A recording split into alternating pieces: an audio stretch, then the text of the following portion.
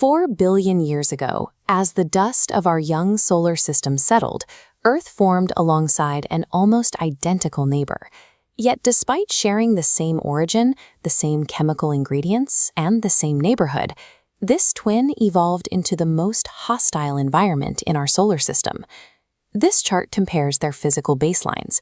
You can see Venus possesses 81.5% of Earth's mass and spans 95% of its diameter. To figure out how a world with such a similar starting hand ended up in ruins, we need to perform a planetary autopsy. Down on the Venusian surface, the mean temperature rests at 460 degrees Celsius. That's hot enough to melt lead. Solar energy passes through the carbon dioxide atmosphere. As the surface radiates infrared light, the thick CO2 traps the heat. At ground level, the pressure is 92 times Earth's, physically compressing the gas into a supercritical state, a dense, scouring fluid. And the planet is actively resurfacing itself today. Magellan radar data from 2024 and 2025 prove that massive mantle plumes are actively fracturing the crust and creating fresh lava flows right now. Venus is literally baking itself from the inside out, smothered beneath a crushing, inescapable ocean of supercritical fluid.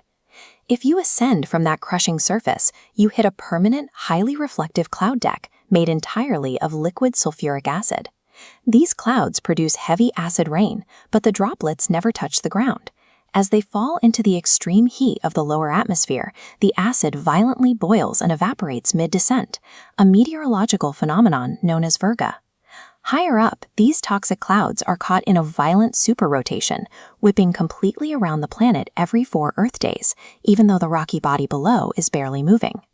This vector model highlights another bizarre anomaly. Venus spins backward.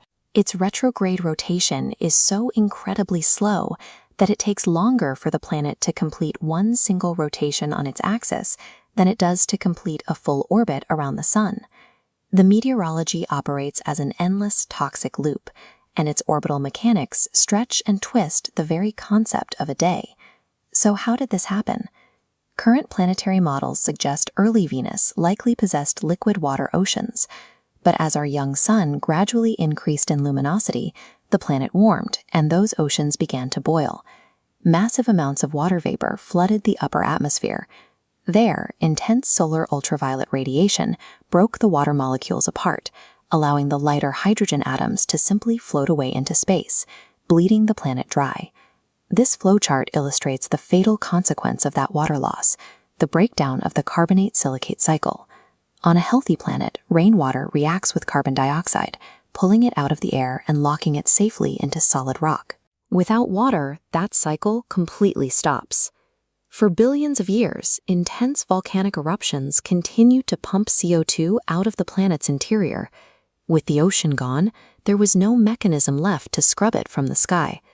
Venus is a world that lost its primary, water-driven cooling system, allowing the runaway greenhouse effect to take over entirely. Right now, Earth stores most of its carbon safely in its crust as limestone. If our planet were heated enough to bake that carbon back into the atmosphere, our surface conditions would be identical to Venus. Climate scientists like Dr. James Hansen refer to this exact scenario as the Venus syndrome, a runaway greenhouse state that pushes a planet past the point of no return. Earth is further from the Sun, but human-driven warming risks pushing our own climate systems past critical tipping points, such as the irreversible collapse of ice sheets or the sudden release of seafloor methane. Urgent but measured tone. Venus stands as a planetary scale warning of the catastrophe that follows when a world loses control of its climate. A new generation of missions, including Da Vinci and Veritas, are preparing to return to this environment to search for more answers. Make sure to subscribe to follow their discoveries, and join us as we continue exploring our fragile place in the cosmos.